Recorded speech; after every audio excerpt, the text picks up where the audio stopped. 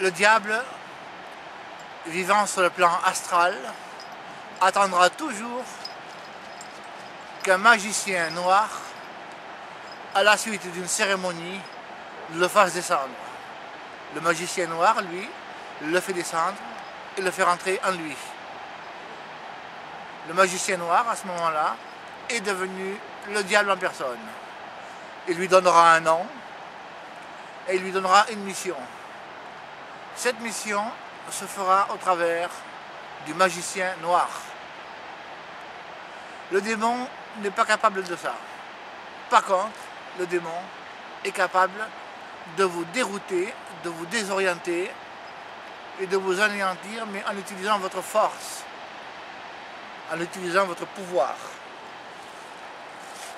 en utilisant votre volonté. Le démon vous fera toujours croire et vous utilisera toujours. Alors croire quoi? Croire ce qu'il veut. À ce niveau-là, il deviendra un démon vampire. Le diable, lui, connaît toutes les sciences de la magie. Seulement, il l'utilise à très mauvais escient. C'est pour ça que le démon n'est pas à la hauteur du diable. Le démon vit sa vie au travers d'une personne, alors que le diable, lui, vit sa vie sur le plan astral.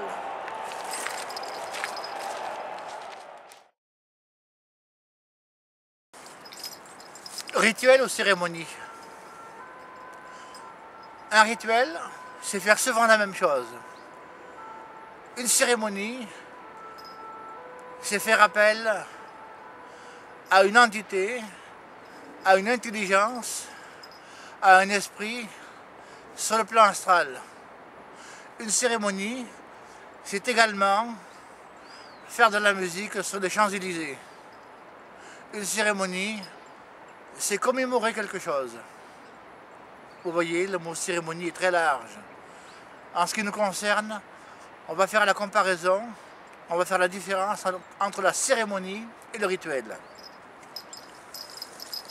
Beaucoup vous diront, j'ai un rituel pour ceci ou j'ai un rituel pour cela. Alors c'est clair, ils ne savent pas ce qu'est un rituel. Un rituel, c'est faire souvent la même chose. Je vous donne un exemple tout bête.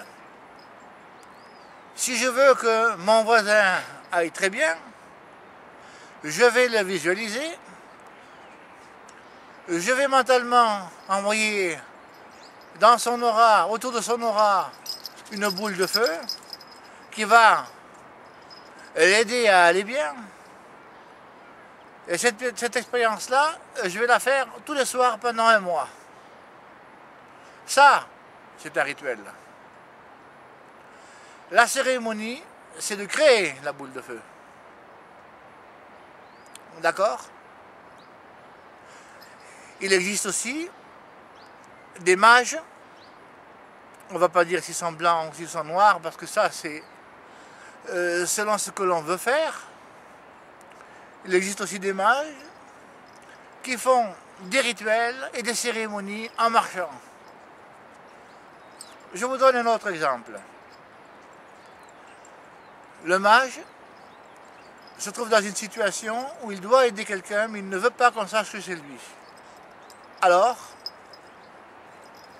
dans ses poches, comme je fais moi actuellement, il y met ses mains et il fait dans ses poches